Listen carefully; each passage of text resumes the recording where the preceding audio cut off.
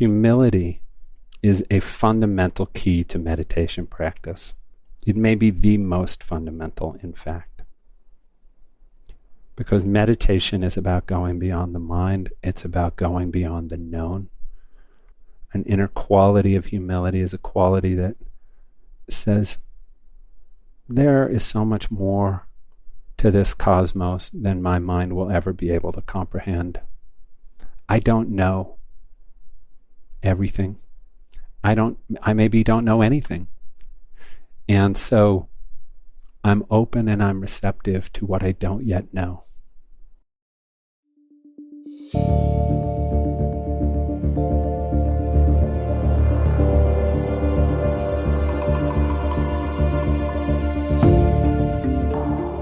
Welcome to Meditation Changes Everything with spiritual teacher Craig Hamilton, a podcast exploring the deeper potentials of meditation practice and how it can change every aspect of human life.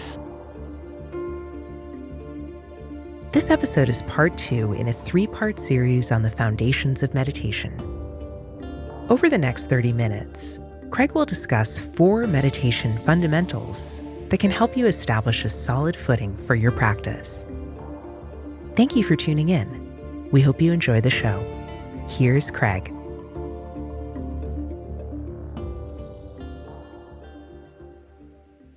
So I'm going to begin with a bit of discussion about the practice mindsets that help support profound meditation practice, the attitudes, qualities, dispositions that enable practice to go deeper. First thing I want to talk about is commitment, which is different from intention. So you could think of intention as something that you ground yourself in. It's the deeper why, your intention. It's kind of the deeper why that drives your practice. It's the driver. And intention's very related to motivation. Intention is the sort of source of your motivation to practice. Now, commitment is something different because, see, the interesting thing about commitment is something that can be there even if you have a weak intention. It's something that can be there rock solid even if you don't have any motivation to do your practice. And this is important because, see, where commitment, the place I really want to bring it to here, because we can speak about it in a lot of different ways. We can speak about our commitment to awakening, which is a bigger piece, but intention's almost more powerful in that context, though, an intention to awaken than a commitment to awaken. But commitment's really potent when it comes to meditation because meditation's a practice. And for it to work, we have to do it on a regular basis. And to do it on a regular basis, we have to have a commitment to do it on a regular basis. Otherwise, most of us won't be as regular as we need to be. Why not? Because if we don't have that commitment as the foundation, what do we have? We have, I'm going to meditate when I feel like meditating. And, if you're lucky and, and if you have a really powerful intention and a lot of motivation to meditate, you might find that you do feel like meditating a lot. And so you do meditate a lot. And that might work for some of us for a while.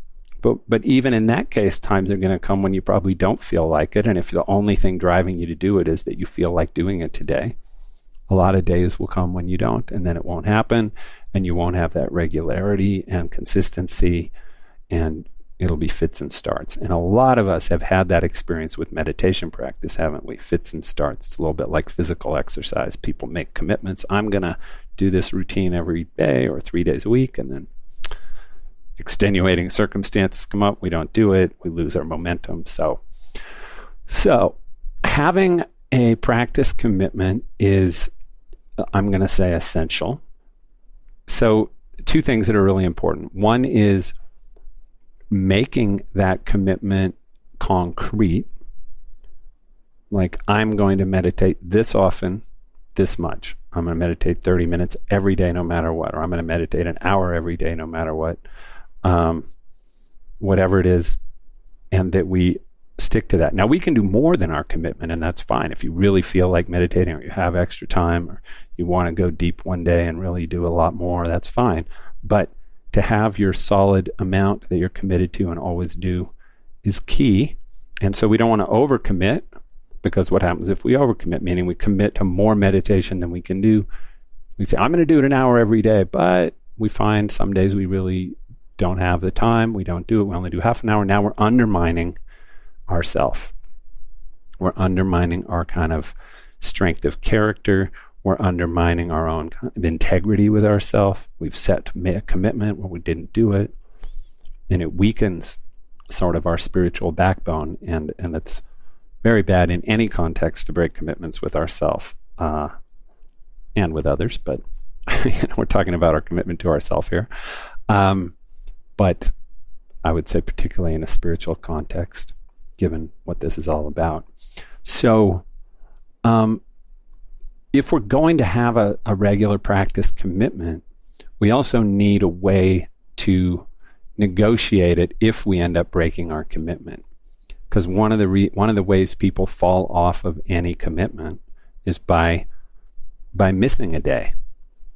It's sort of like we make and this has been studied by psychologists who study behavior change and how people make changes basically, and following through on commitments, etc. And they have found that a commitment to oneself represents a sort of contract with oneself, and that once the contract's broken, people tend to let themselves off the hook for the whole contract. Once one clause is broken, the whole contract is null and void. So it's sort of like you miss a day of meditation, and then you think, well, I guess I'm not committed because I didn't do it. So the next time you feel like not doing it, well, you already broke it. So it's not like you're breaking it again. It's already broken. This is, again, I'm not saying this is rational. I'm saying this is how our minds work. So the way to get around all that is to just have different ways of keeping to your commitment. So if you do have some circumstance, you're traveling, your plane's delayed, you're in the airport, you can't, you get home late, you've got an early morning, you just weren't able to do it. Well, rather than just breaking it, what you do is you say, you have an arrangement with yourself where you say, I'm going to make up my meditation by the end of the week. It could be the end of the calendar week. It could be by the end of the month, whatever you do. But you have your way where you say, I always make it up. So I got an extra half hour to do at some point. I do it. Now I'm caught up, and I'm still in integrity, and the contract's still in place. That's the key. The last thing I want to say about commitment is part of what's great about commitment is that, and I alluded to this earlier, but I just want to highlight one piece. Part of what's great about commitment is that commitment can rescue you even when you don't feel like doing it. Because see, a lot of us, we kind of, we think, how do I get the motivation to do something I don't want to do? And it's a reasonable question. I want to meditate. I've committed to meditate, but I don't feel like meditating. I'm not motivated to meditate today. So we think that we have to motivate ourselves to do it. But no, you don't. You don't have to be motivated to do it. All you have to do is be committed to do it, and do it regardless of whether you're motivated. And this is true of a lot of things in life. It's not just this, but do you see the difference? Because these are different mindsets. One is I have to be motivated. I have to work up the motivation. I have to get the drive to do it. The other is, no, I have a commitment, so I do it even when I don't want to at all. It's very liberating to have that. Then you're not, you see, even the whole motivation game is a way that we're in bondage to our feelings, which is another aspect of unenlightenment. It's ignorance, samsara, bondage of the human condition, ego, is, I'm a slave to my feelings. I'm a conditioned creature. I do what I feel like, doing. I've got to motivate myself to get myself to do things. Making a radical commitment to something and then just sticking to it is, it's a liberation from the bondage to feelings that characterizes the human condition. You just do it. You try that on anything in life that you have a hard time doing. Just make your commitment, say, I'm going to do it no matter how I feel. And get up early and exercise every day. Even if I just don't want to at all that day. I'm just going to do it because it's a commitment. I'm not going to negotiate with myself. I'm not going to try to motivate myself. I'm just going to do it. Just do it. That's the motto of commitment, I guess. So, yeah. Some things to reflect on there. Okay. The second practice mindset I just want to briefly talk about is humility. Humility is a fundamental key to meditation practice. It may be the most fundamental, in fact. Because meditation is about going beyond the mind. It's about going beyond the known. An inner quality of humility is a quality that says, there is so much more to this cosmos than my mind will ever be able to comprehend. I don't know everything. I maybe don't know anything. And so I'm open and I'm receptive to what I don't yet know. I'm open, ready, vulnerable, receptive to where I have not yet been. And it's the quality of humility is a quality of, it's not rejecting what we know. It's not self-diminishment. Some of us think, humility, being humble, that's sort of self-diminishing or self-deprecating. It's not really that. There's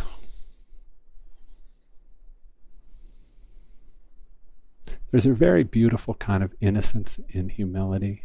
There's a quality of never assuming I know. I guess that's what I'm trying to get. We're open to knowing things. We're going to know things. And wisdom, if we're truly humble, wisdom will start to emerge spontaneously of its own accord.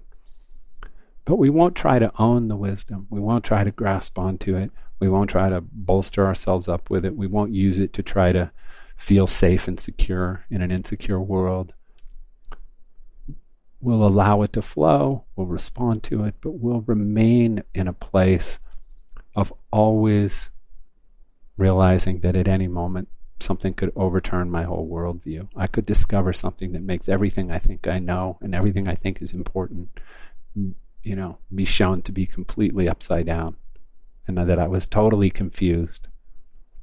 And to be a person who's ready at any moment to discover that you're totally confused about things, and to be okay with that, it's a very deep spiritual attainment, really, to get to a place where we're really ready and willing in any moment to have our whole world turned upside down. I hope you can see why that's so important for spiritual life. Because spiritual awakening, if it's anything, it's the force that turns our world upside down, that reveals to us that everything we thought we knew and the way we thought things worked and what we thought was important is in fact not. It was a figment of our imagination. It was a construction of our culture and our mind. And there is so much more than we ever imagined. So that's why I said it may be the most important or most fundamental quality that we can bring to spiritual practice is a profound humility. And so I encourage you just to reflect on that, to cultivate that in your life. It's not just about meditation. Humility is about all of life. And then bring it to your meditation, where you come to meditation really ready to go into the unknown. And from that place, meditation will it'll be able to consistently take you somewhere new. Because you won't be stopping and getting stuck and looking for certainty and something to hold on to. You'll be relinquishing that, letting go of that. And that makes everything possible. Another foundation for awakening, and this is really a practice foundation. So this is something that is really a foundation of deep practice, is the environment in which we practice. environmental factors. So I want to say a few things about it because it actually genuinely matters. It's not critical. So this is one of the things you could say, I'm going to say you could do a practice of direct awakening in any environmental circumstance. You could do it in the middle of an intense storm, sitting outside on a bench with a raincoat on or not, in, a hurricane force winds and storm, and you could sit and practice it with great difficult circumstances going on and people coming up to you, shouting at you to leave and run away, whatever. You could do it. But there are environmental factors that powerfully support our practice. And one of them is simply, if you can meditate in the same place every day, create a little sacred space in your house or apartment. Or if you have to do it at your office, do it in the corner of your office. But create a little space where you consistently practice and do whatever feels true to you to make it into a little sacred temple. So that might mean just making it very clean and tidy,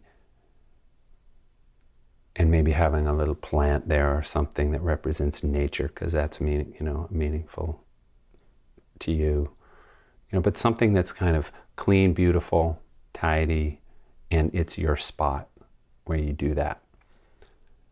But it might mean putting some sacred objects there that are meaningful to you, even though I'm obviously very post-traditional in a lot of ways.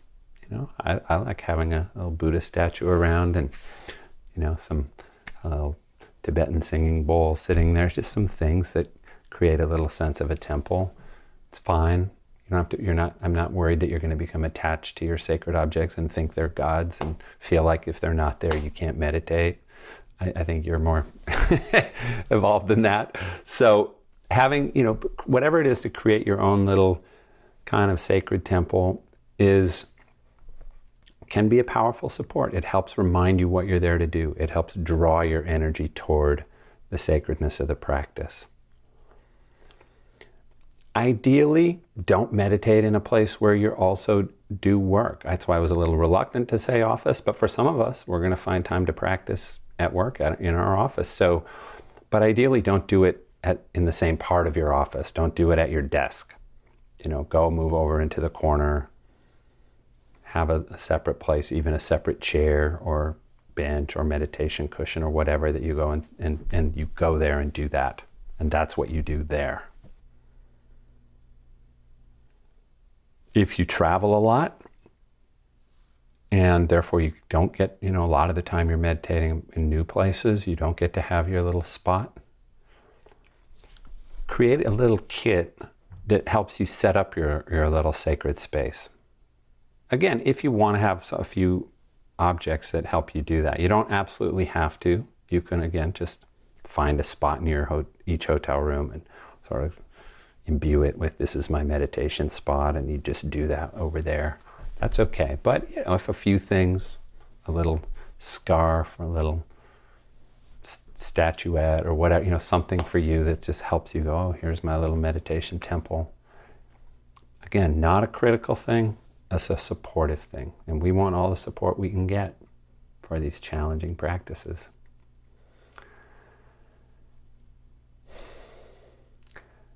Another environmental piece is solitude. Being as far away from other people, unless they're meditating with you, and then that's wonderful. If you can do it with other people, that's powerful support.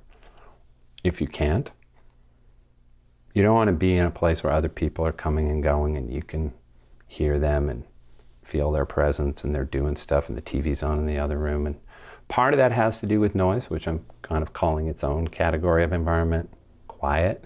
But part of it just has to do with, it's kind of the energetic of other people doing things around you that draws you out of your quiet little fully focused practice.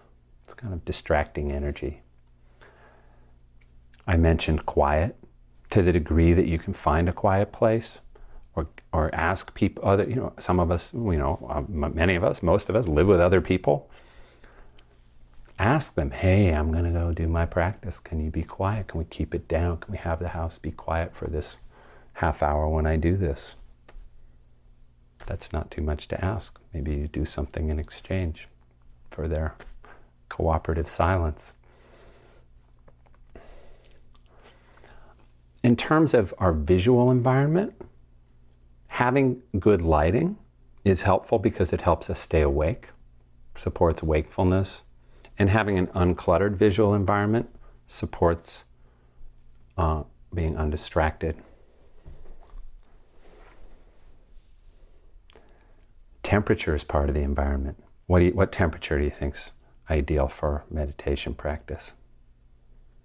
A little cool, a little on the cool side, because it helps us stay awake and alert if it's a little cooler. It doesn't mean you have to be cold, but if you could choose to be in a bit cooler room and then maybe wrap a shawl around yourself or put on a vest or something to just stay a little warmer, the cooler air on your face, cooler temperature overall will help you stay a little more awake, typically, rather than a very warm room, which is a little harder to be as alert.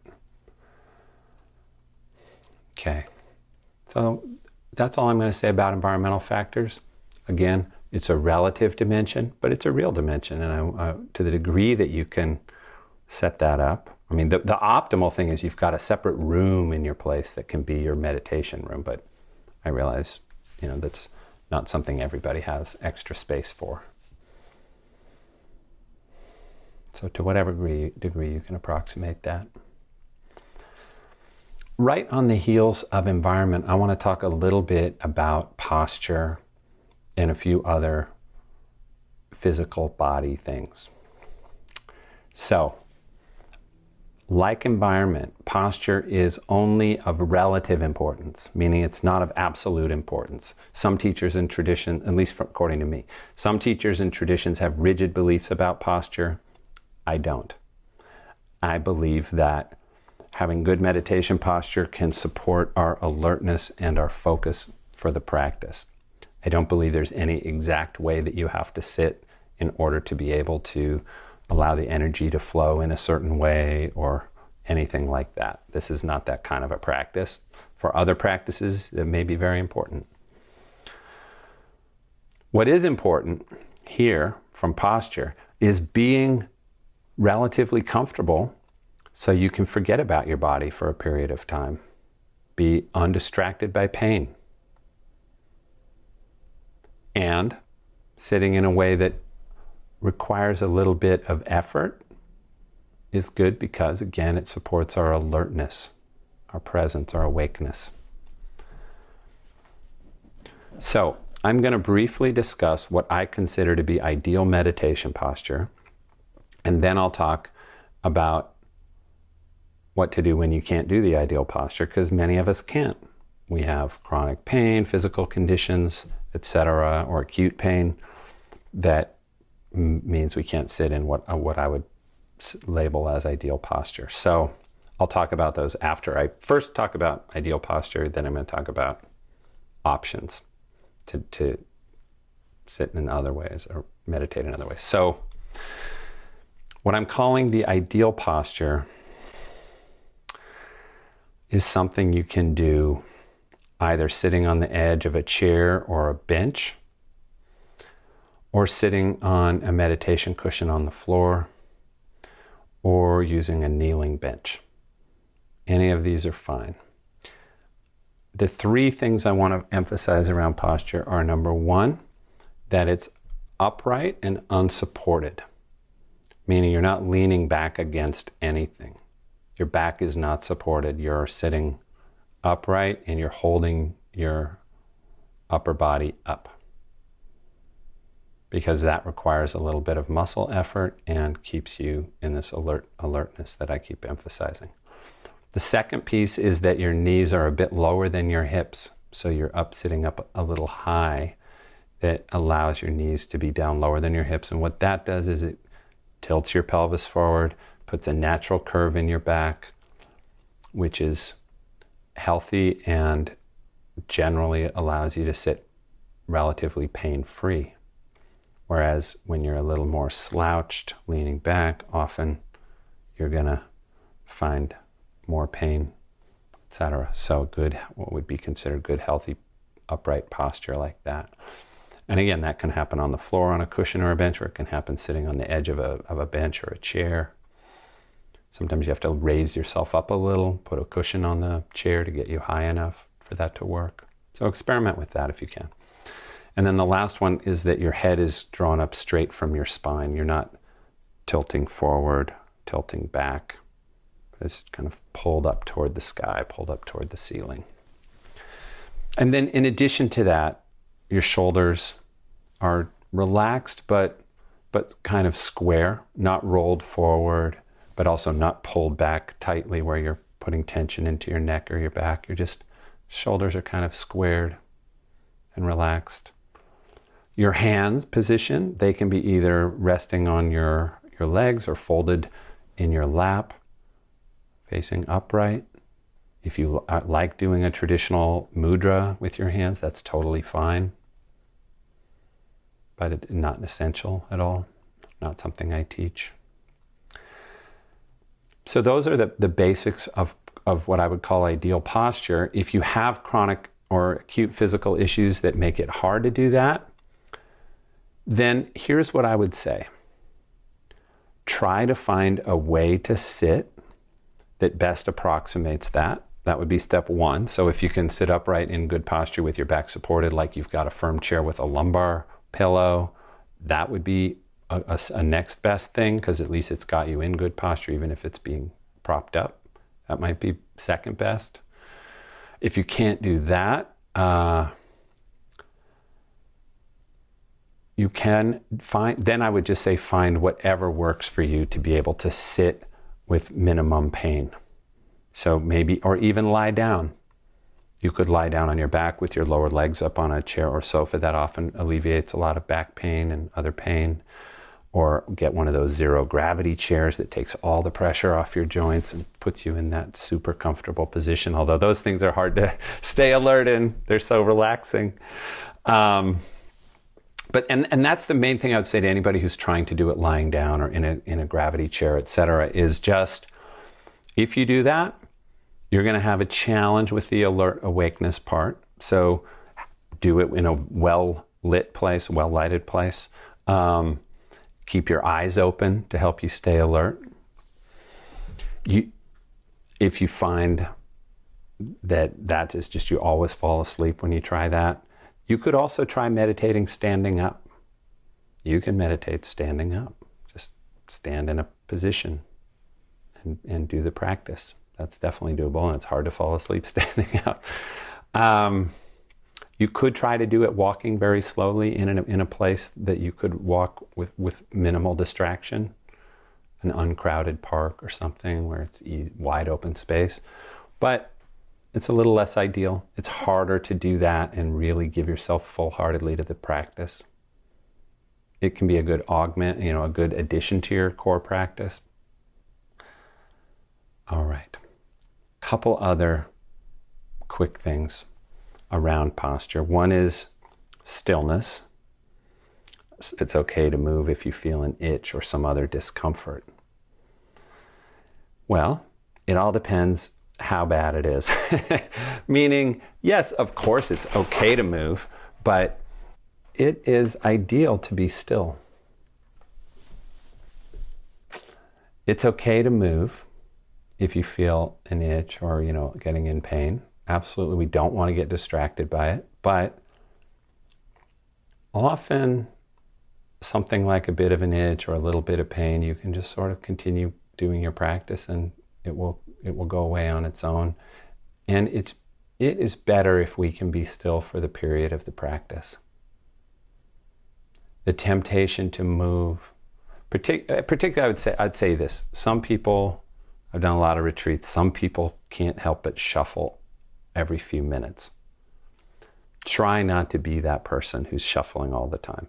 If, once or twice during your sitting practice, you need to readjust a little bit, to accommodate some discomfort, don't worry about it. It's not a problem. It's not about, there's no absolute need to be perfectly still. But it is a powerful support for the inner stillness. So it's good to strive for it.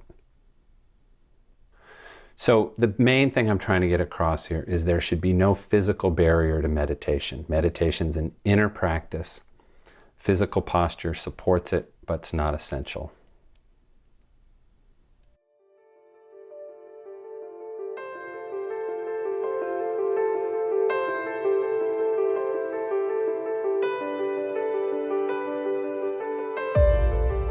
This podcast is supported by our paying members in Craig's Awakened Life membership program. When you join the Awakened Life, each month you'll receive in-depth teachings and guidance in the practice of direct awakening, including a meditation workshop, 4 guided meditations, and a live online retreat with Craig. And when you register today, you can receive your first month for 50% off. Go to awakenedlifemembership.com to learn more and enroll.